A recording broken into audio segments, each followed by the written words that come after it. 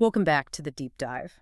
Today, we're really zeroing in on one specific piece of hardware, the Ledger Nano X wallet. Mhm. For a lot of folks deep into crypto, maybe NFTs too, this little device is kind of held up as the ideal, right? Like true ownership, but something you can actually carry around. That's absolutely the core promise. So our mission here is to, really dig into the source material we've got and figure out how this thing actually tries to balance those two needs. Security and convenience. Exactly. Mm. Because let's be honest, in the crypto world, if your assets are sitting on an online exchange or some third-party platform handles your keys, Mhm. well, you don't really control them. Right. So investors, whether they're just starting out or managing, pretty serious portfolios, they're searching for that physical safeguard, something tangible for their private keys. So we're trying to pull out the key nuggets here, the how.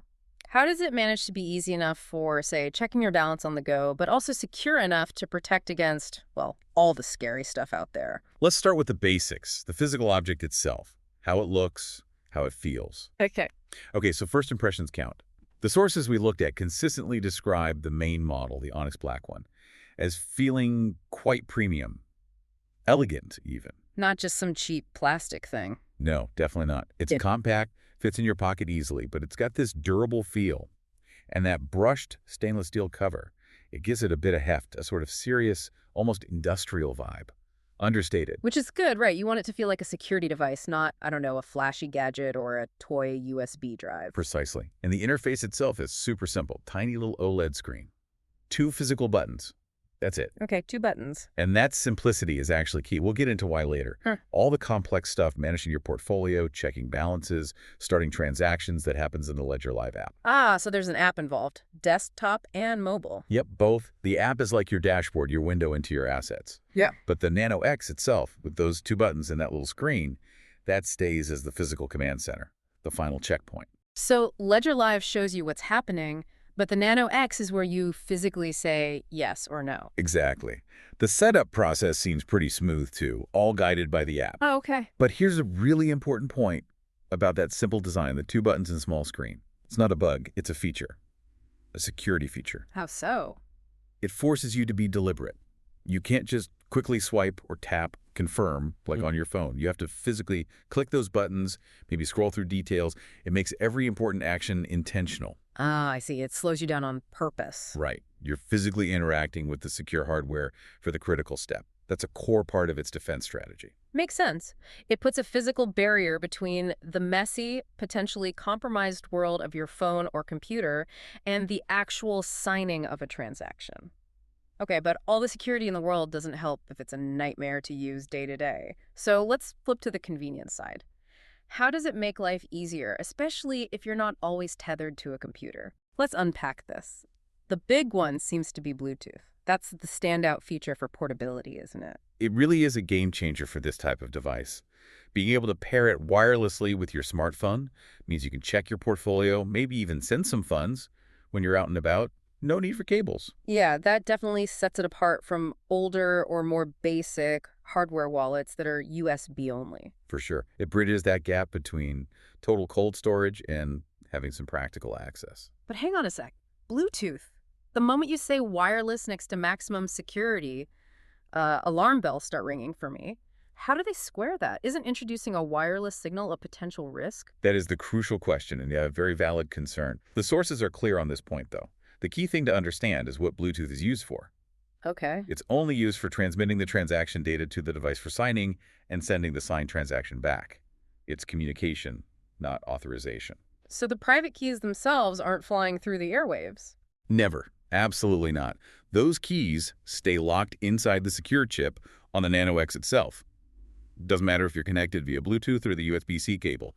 The keys don't leave. Okay, so the phone is essentially just relaying the request, and the Nano X does the critical signing work internally, then sends back the proof, but not the key itself. Precisely. Even if someone somehow intercepted that Bluetooth signal, which is encrypted anyway, they wouldn't get the private keys. They'd just get transaction data that still needs that final physical button press confirmation on the Nano X. Got it. That physical step is the gatekeeper. And for anyone still nervous about wireless, you can always just use the included USB-C cable. So it covers both bases. That makes sense. It separates the viewing and requesting layer, the phone, from the actual control and signing layer, the Nano X. Okay, what about capacity? If you're managing a diverse portfolio, you need it to handle lots of different coins and tokens. Oh, the support is huge. The sources say over 5,000 cryptocurrencies and tokens. Wow, 5,000. Yeah, so your major ones, Bitcoin, Ethereum, Solana, Cardano, you name it, are covered, plus a massive range of altcoins, stablecoins, and NFTs too. And you can manage multiple accounts for different assets, all from that one device. That's impressive. And it's not just about holding them, right? The Ledger Live app adds more functionality. Absolutely. You can do more than just store.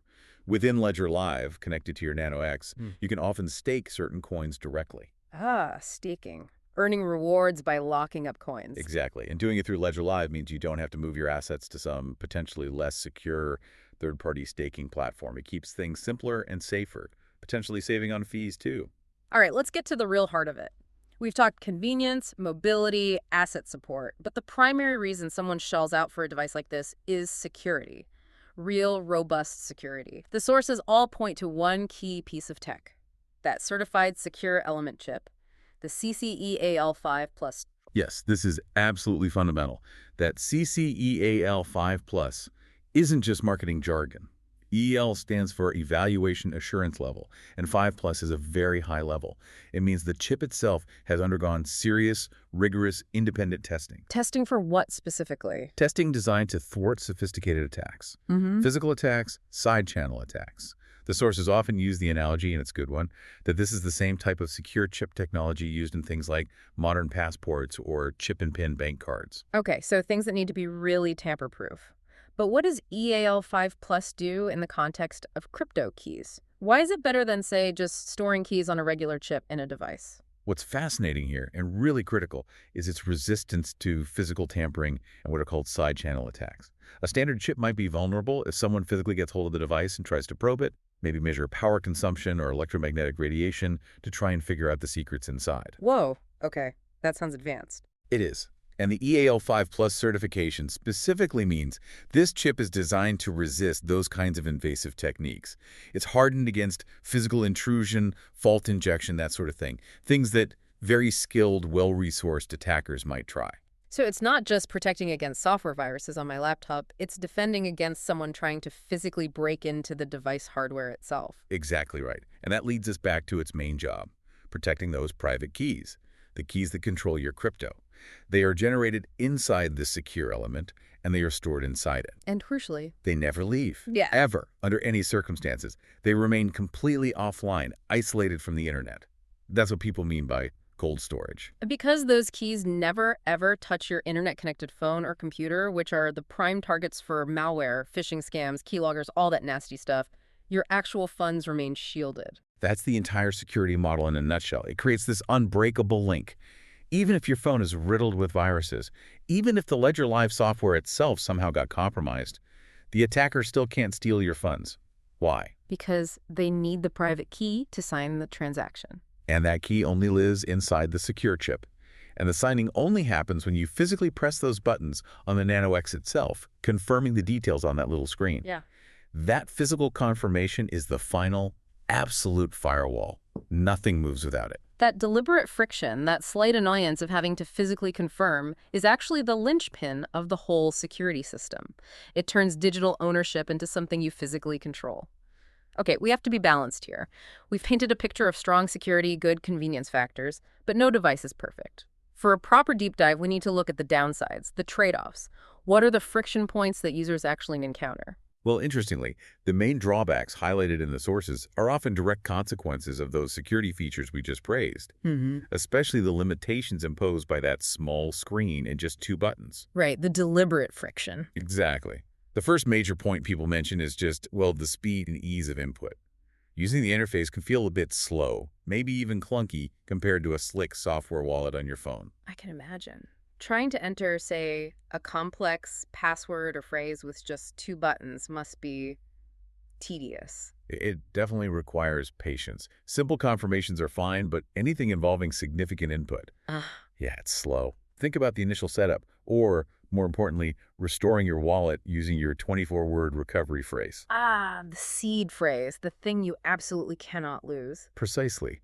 Having to scroll through the alphabet letter by letter, word by word, using just 2 buttons to enter or verify those 24 words. The sources describe it sometimes humorously, as needing thumb calisthenics. It's slow. Painful, but secure, I guess. It forces you to be careful. It does. It prevents mistakes, prevents accidental confirmations, but it's undeniably cumbersome compared to just typing on a keyboard. Okay, what else? Any issues for more advanced users, maybe interacting with complex smart contracts or DeFi? Yes, that's the other side of the small screen limitation. If you're dealing with complex DeFi transactions, you might get presented with really long strings of data, like contract addresses or function parameters, that you need to verify on that tiny screen. Oh, wow. Scrolling through lines and lines of hex code with 2 buttons? Exactly. You have to do it to be sure you're not signing a malicious transaction, if the contract is doing what you think it's doing. But it takes time and careful attention. It makes complex interactions much slower than using a hot software wallet, where you might just click approve. So probably not the best tool if you're trying to do rapid, high-frequency trading or jump in on a super time-sensitive DeFi opportunity. More for secure, long-term holding and deliberate actions. That sums it up perfectly. You are explicitly trading speed and a bit of usability polish for that top-tier security assurance. And that leads to the final trade-off factor. The price. Yep, the cost. Yeah. It's definitely positioned at a premium price point compared to some other hardware wallets out there, or obviously compared to free software wallets. So it might put off someone just dipping their toes into crypto with a small amount. It could, yeah. The Yeah. cost is a consideration. But then you have to weigh it against the value proposition. You're getting the Bluetooth mobility, the massive asset support, the staking integration, and critically, that certified EL5 plus secure element. The passport-grade chip. Right. So the sources tend to conclude that while the price is higher, it's justified if you value that professional-grade security and want full sovereign control over your assets. You're paying for peace of mind and a highly audited physical safeguard. It reflects the investment in resisting not just online hacks, but physical tampering too. Something cheaper options might not offer to the same degree. Hashtag tag outro. Okay, let's wrap this up. Summarizing our deep dive. The Ledger Nano X seems to really walk that tightrope between usability and robust security quite effectively. On one hand, you've got great functionality, huge asset support, that handy Bluetooth connection for mobile use, integrated staking. But it never compromises on the core security principles. That comes down to the EAL5 plus chip, keeping the private keys totally isolated and offline, and that absolute requirement for physical 2-button confirmation for any transaction. It's clearly built for people who want ultimate control. And I think that's the key takeaway for you, the listener. Choosing a hardware wallet like the Nano X is a conscious decision. You accept a higher price point, and you accept a user experience that is deliberately slower and requires more physical interaction. A bit more friction. A bit more friction, exactly. But you accept that in return for the very strong assurance that your digital wealth is protected by security standards on par with things like national ID documents. It's a trade-off for control and safety. Which leaves us with a final thought, something for you to mull over.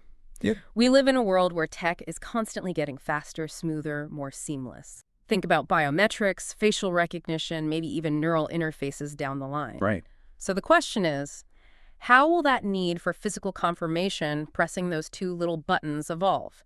Will it remain the essential, non-negotiable barrier against sophisticated remote attacks, even as everything else gets faster? Or could technology find a way to offer the same security without that physical step? Is that slow, deliberate physical action the ultimate timeless defense in an increasingly digital world? Something to think about.